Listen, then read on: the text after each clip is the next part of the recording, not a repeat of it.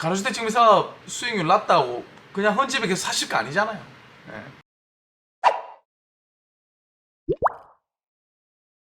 네, 안녕하십니까. 송부동산입니다.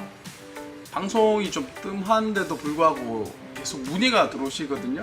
8월 4일부터 조합원들의 지위 양도 제한도 되고 해서 좀 마음이 급하신데 빨리빨리 진행 안 되시는 부분 때문에 답답해 하시는 부분들도 많이 계시는 것 같아요. 그래서 결국 이제 맡기게 되시는데 제가 좀 잘못한 것 같습니다. 이거 보니까 개인들이 하셔야 되는 수 있는 그런 업무는 아닌 것 같아요. 제가 희망만 드린 것 같아서 너무 죄송합니다. 그럼에도 불구하고 절차 한번 더 다시 한번 체크해 드릴 테니까 한번 짚으세요. 업체가 하든 뭐 직접 하시든 막연할 수 있거든요. 왜냐하면 대부분의 책들에서 이렇게 절차만 나와 있지 않습니까? 하지만 기간이라든가 뭐 세세하게 총회를 해야 된다든가 이런 건 없지 않습니까? 이런 부분 또 순서를 시작을 한번 해볼게요. 관리 처분하고 이주 입주까지 중간중간에 넣어드리겠습니다만 초기에 조합 설립 인가 때 업체가 없이 혹은 업체에 대한 믿음 없이 진행하시는 부분들이 많기 때문에 그 부분들에 대한 궁금증이 너무 많으신 것 같아요. 그래서 가로주택 정비사업의 절차, 특히 조합 설립 인가 전, 인가 때까지 한번 절차를 한번 체크를 한번 해봐 드릴게요. 일단 가로구의 요건이 맞는지 안 맞는지 한번 확인해 보셔야 되고요. 그 다음에 서울의 모 자치구 같은 데서는 지난번 말씀드린 대로 통제를 매우 많이 한단 말입니다. 연본번호, 거민 신청서조차도 매우 타이트하게 체크를 하고 있는 이유가 뭐냐면 민원 발생 때문에 그렇습니다. 지금은 그렇지 않지만 처음에 허그 초기 사업비 나왔을 때 초기 사업비만 받아가지고 조합원들한테 부담은 일단 확정해 놨는데 사업이 계속 진행되지 않아서 조합원들은 사업 안 되고 돈을 빌렸으니까 채무만 발생되고 이런 경우가 생겨서 민원이 많이 발생이 됐어서 조치가 된 건 아닌가 생각이 되는데요. 물론 이해는 갑니다. 하지만 필터링 할 수 있는 기간이 SH 신속 확인하려면 한 달 이상 걸리거든요. 그런데 지금 8월 4일 전까지 뭘 준비를 하려면 되지 않는데 그렇게 된 이유도 일단 주민들이 그냥 들어온 업체들의 말만 믿고 진행한 이유 때문에 그런 것 같습니다. 수면 위에 이렇게 이슈가 안 돼서 잘 모르시는 것 같지만 실제적으로 가로주택 정비사업이 진행이 안 되거나 아예 처음부터 진행이 안 된 사업지였는데도 불구하고 조합 설립 인가까지 가서 그 뒤로는 멈춰 있다든가 하는 현장이 상당히 많이 있습니다. 어떤 궁금증 추진하시려는 것 때문에 저희 도와드리려고 했었는데 그건 좀 한계가 좀 있는 것 같고요. 저희들이 아무리 쉽게 설명을 드려도 막상 이렇게 해보면 쉬운 일이 아닌 것 같아요. 왜냐하면 또 생업도 있으신데 그런 부분 힘드니까 일단 절차도 한번 확인해 봐 드리고요. 저희들이 사용하고 있는 그 프로그램도 어떻게 하는지 확인을 좀 해 봐 드리겠습니다. 그래서 오늘은 첫 번째 가로주택 정비사업의 절차를 한번 알아보겠는데요. 일단 절차들은 대부분 많이 아시잖아요, 그죠? 조합 설립인가부터 시작됩니다. 그 다음 시공자 선정, 그 다음에 건축 심의, 매도 청구 계획서도 이때 뭐 절차에 안 들어가는데 이때부터 제출이 됩니다.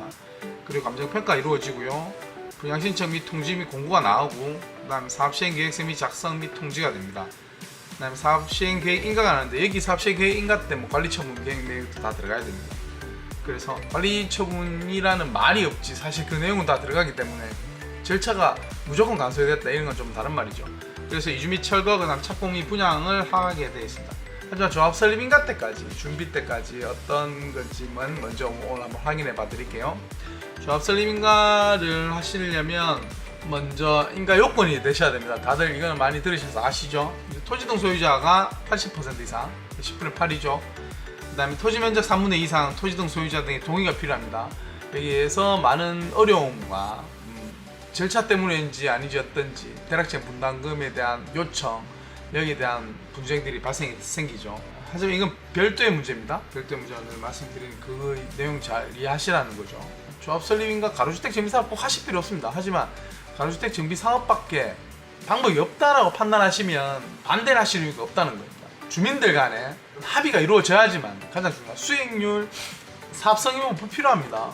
가로주택 정비사업 수익률 낮다고 그냥 헌집에 계속 사실 거 아니잖아요. 네, 그 부분이 제일 중요하고 좀 잘 모르시는 주택단지 각 동별 구분 소유자 과반수 이상 동의가 필요하다고 되어 있습니다. 이게 무슨 뜻이냐면 빌라 동들이 있을 수 있어요. 아니면 오래된 5층짜리 아파트가 동단위인데 동단위별로 별도로 그 동의에 대해서만 과반수 이상 동의가 필요합니다. 9세대면 5세대 이상 동의가 필요합니다. 전체 토지등 소유자 90%가 동의하고 토지 면적의 뭐 90% 이상 동의를 받았다 하더라도 한 동에 대한 빌라 동에 대한 과반수를 받지 않으면 99% 받으시더라도 조합 설립인가 요건이 되지 않습니다. 그래서 이걸 모르시고 처음에 초기에 80% 다 받고 이상 받고 토지 면적도 다 이상 되었다고 생각하시고 조합 설립인가를 준비하셨다가 구분동, 그러니까 구분 빌라죠.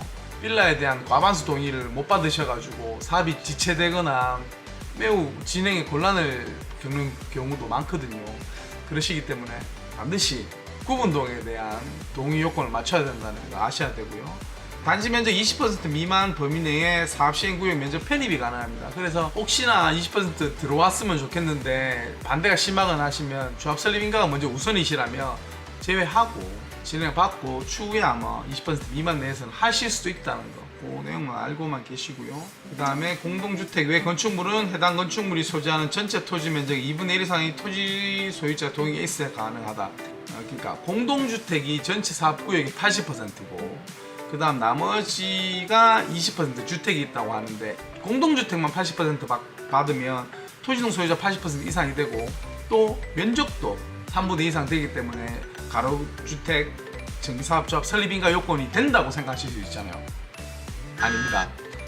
다른 모양의 주택과 이해관계가 다르시기 때문에 그 이해관계에 대해서도 과반수 이상의 동의를 필요로 하게끔 만들어 놓은 법안인 것 같아요. 법 취지는 아파트 단지만 이렇게 뭉쳐가지고 선의의 피해를 보실 수 있지 않습니까? 같은 아파트 단지가 아님에도 불구하고 80%에 대해서 조합 설립이 진행되면 거기 나머지의 부분들에 대한 의견이 반영되지 않고 조합 설립이 되기 때문에 그걸 막기 위해서 공동건축물 이외의 건축물은 전체 토지 면적입니다. 수가 아니고 면적의 2분의 1을 또 받으셔야 됩니다. 그 다음에 별도 동, 빌라나 뭐 세대별 동에 또 과반수 이상 받으셔야 되는 게 조합 설립인가의 동의 요건이라는 거 반드시 꼭 확인을 하시고 준비를 하시기 바랍니다.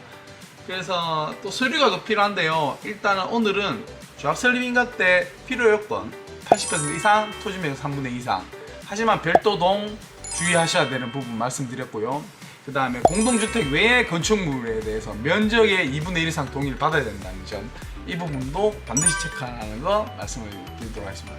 다음 시간에는 이제 거민 신청서를 받으셔야 되잖아요. 추진위원장 모셔가지고 이제 다 됐어. 한번 조사를 해보니까 우리 80% 이상 된 것 같아. 그러면 이제 거민을 받으셔야 됩니다. 동의서를 거민을 받아야지 가능하거든요. 그럼 거민 신청서를 내셔야 되는데 어떤 신청서 서류가 필요한지도 한번 체크를 한번 해봐 드리겠습니다. 구두로 이렇게 개발하는데 가주택 정비 사업을 하면 아파트로 바꿀 수 있습니다. 이러면 다들 동의는 쉽게 하세요. 하지만 절차적인 것도 추진을 하셔야 되기 때문에 이 부분에서 막히시는 부분이 있으니까 다음 시간에 동의 거민 계약서 신청할 때 서류 등등을 한번 같이 한번 체크해 보도록 하겠습니다. 감사합니다.